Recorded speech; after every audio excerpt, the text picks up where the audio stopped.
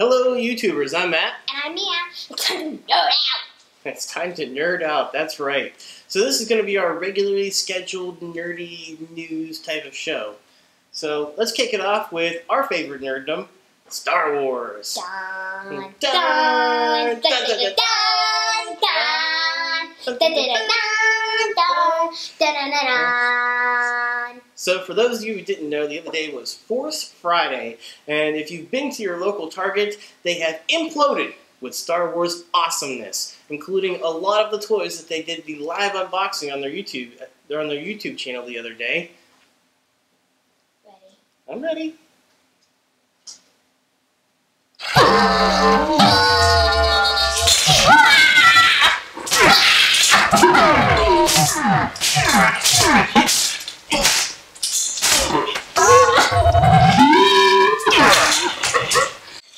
Don't forget to send it to 2D2! Send it in! Woo! Woo! Kick him! So lots of really cool and awesome toys at Target. One thing that I really noticed that I enjoyed was the Lego sets that they had there. They had Poe Dameron's X-Wing. I don't get it. It's just an old X-Wing. It's not just any X-Wing, okay? Poe Dameron's X-Wing is kind of updated, and it's black instead of gray. What? Yeah, so it's really cool. It took a lot of effort for me not to buy it because I don't have lots and lots of money because Poe Dameron's X-Wing was like $80. That's the only thing keeping him from buying. The only thing. And you know what was also really cool is they had a Millennium Falcon there with the minifigure of... I nerd out over the minifigures. Okay, they had the minifigure of grumpy old Han Solo. And grumpy old Han Solo. Grumpy. We made it home. So, and we're home, Chewie. It's Chewie, we're home. Chewie, we're home. Yeah. So anyways, the Millennium Falcon runs for $150. And they're not cheap, but I'll tell you what, those things flew off the shelves. You see them? We were there on Friday morning, just grabbing a coffee, and then later on that day, all of the X-Wing and the Millennium Falcon were gone. So, you see them? Poof! So try and buy them if you can. Okay, and let's see. Another bit of Star Wars news is that Star Wars Rebels is coming back to TV. It'll be on October 14th at 9:30 p.m. Eastern Time. Will be the beginning of Season 2 for the show. And this is a continuation of the Midsummer movie that we got, was the Siege of Lothal, where Anakin Skywalker as Darth Vader was in a dogfight with the Rebels, and his former Padawan, Ahsoka, kind of freaked out whenever she was like this. Whenever she sensed the presence of her old master, and who I think she thought he was dead. I actually think she might have already known since she was rebelling from him. I don't know if she was rebelling from him. I don't know. I mean, she was rebelling. It is called Rebels. I mean, you know what I mean? Well, but they're rebelling from the Empire. And he is the Empire. He kind of is the face of the Empire. He's like the Empire's super soldier. He's the Empire's Captain America.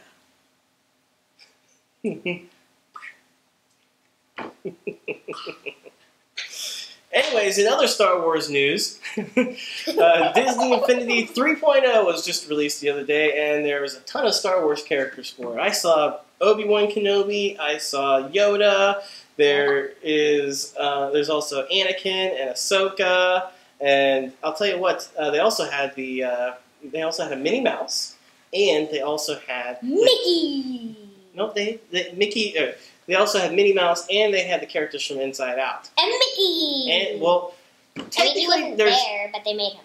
There's not a new Mickey for there's not a new Mickey for Disney Affinity 3.0, but what they did at D23, the convention that they just had, the Disney convention, they released a special chip, which is a costume for Mickey's character, which will put him in his Kingdom Hearts King Mickey costume. What? The one, I watched a trailer about it where it kind of showed it off, and the one, he even attacked with it.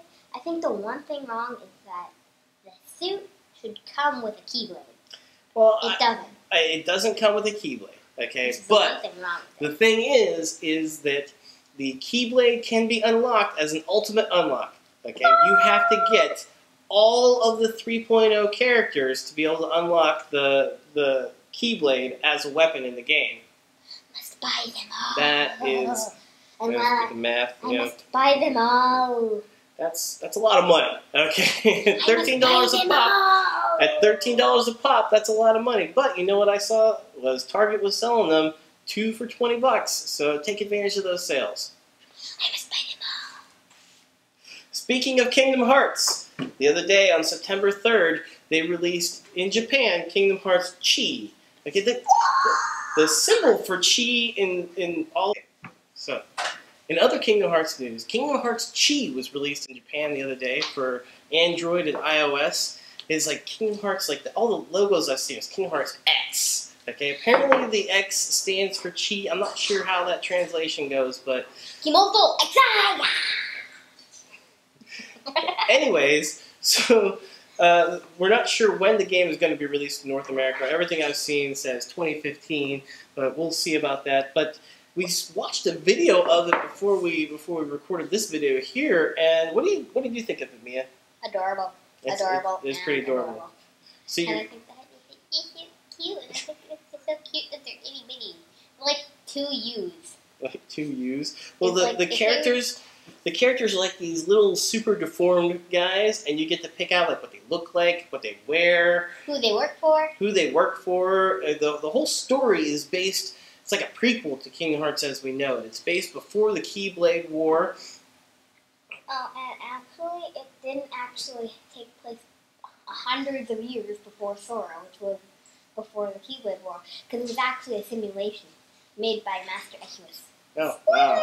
Okay, spoilers. I don't know what all that meant because I haven't played that far into Kingdom Hearts. We're working on Kingdom Hearts 2 Final Mix right now. But the Kingdom Hearts Chi takes place before the Keyblade War, and you're a Keyblade wielder, and you get to pick what Keyblade Master you work for. So it kind of ups the replayability of the game, so you can play it, different times and work for different masters, even create different Keyblade wielders, etc.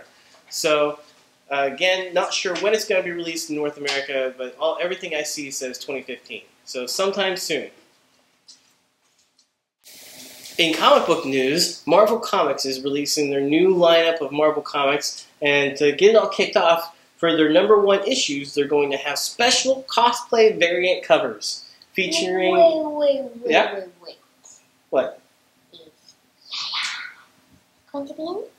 Yes, one of the covers is going to feature Mia's favorite cosplayer, Yaya Han, on the cover of All New Inhumans, cosplaying as Medusa, the Queen of the Inhumans. She can do anything. So make sure to check that out. Yeah, she can make any costume. I bet she could be Baymax if she tried. She probably could be Baymax if she tried.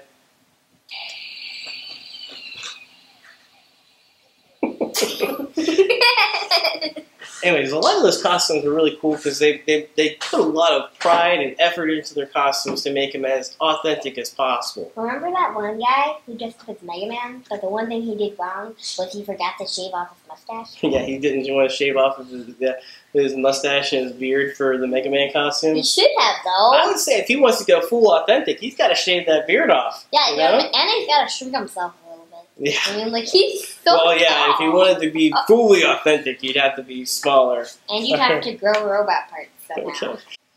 In other comic book news, they've cast the voice of the villain Zoom for CW's Flash whenever it comes back for its 2nd season. The voice actor is Tony Todd, and a lot of you guys will recognize that name from the Candyman horror series from the 1990s. Okay, so what they're kind of doing with Zoom is they're doing like a Darth Vader type of thing, where the actor, the voice makes him creepy. Super creepy. Yeah, the voice makes him really creepy. Like Zoom is going to get you. He wants to make people scared of him more than spiders, more than tarantulas, Yes. more than venom. Yes. Okay, so the voice actor is going to be different than the actor that portrays the character. They're going for the Darth Vader feel, is what they said. Okay? Now, I've been watching these previews and the clips and stuff like that from Flash, and one of the things that they've been doing is they've been having like all the lightning be like a blue lightning of some sort. So I'm wondering if Zoom is going to be like a blue flash. Okay. You know what I think? There are too many flashes!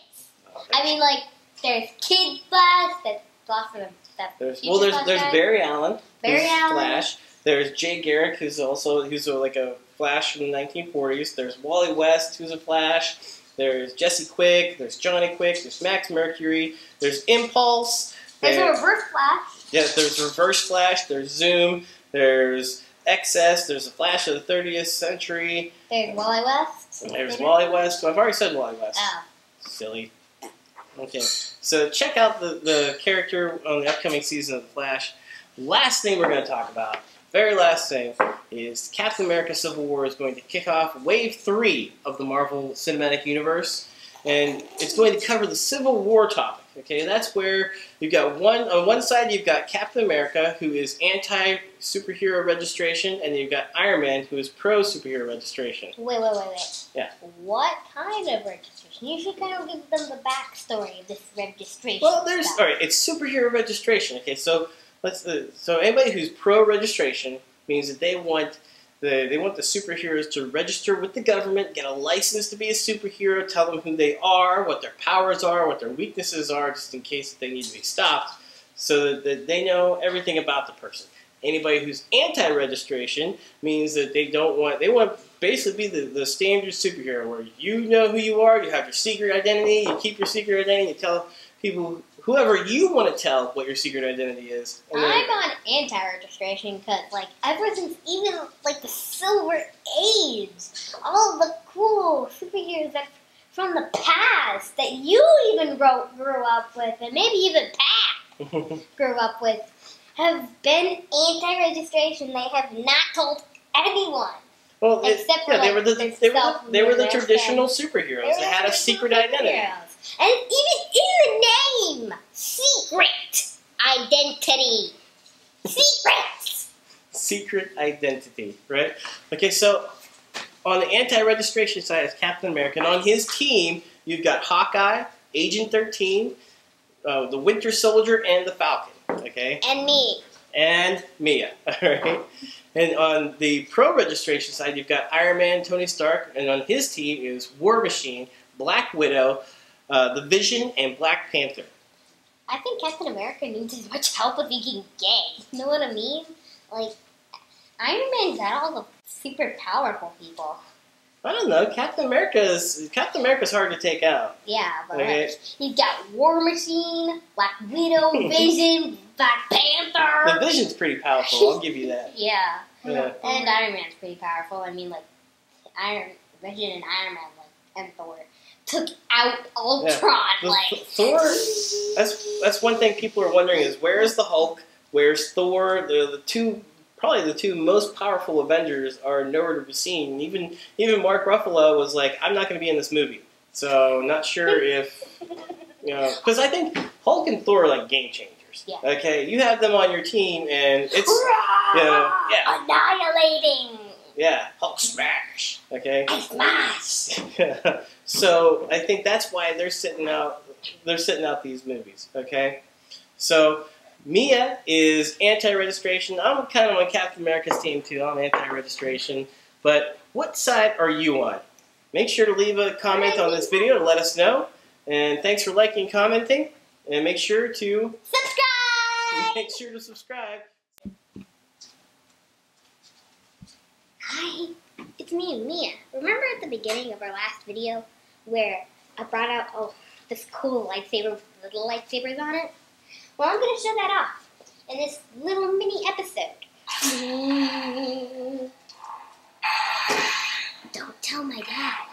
So it turns on. It just turns on for just a little bit of time. So, and the cool thing is that it's super really well detailed.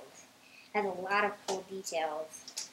And the easiest way to close it up is when you kind of like turn it, because then it gets a little easier. Because it's pretty hard. And but one thing I don't like about this lightsaber is that these two light up, this one lights up, This one doesn't. And pretty much like, it's like, sometimes it feels like this is not supposed to be there. Like it's just supposed to sit there and do nothing.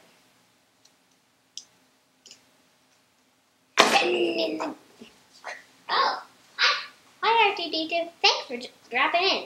I also got him yesterday, and I think he's super cute.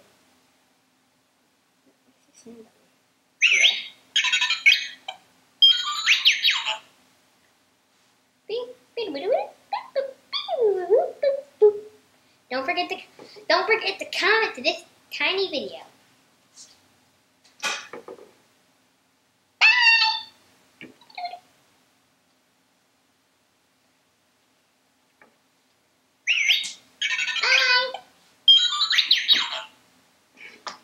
Bye. See you next short video. Shh, don't tell my dad.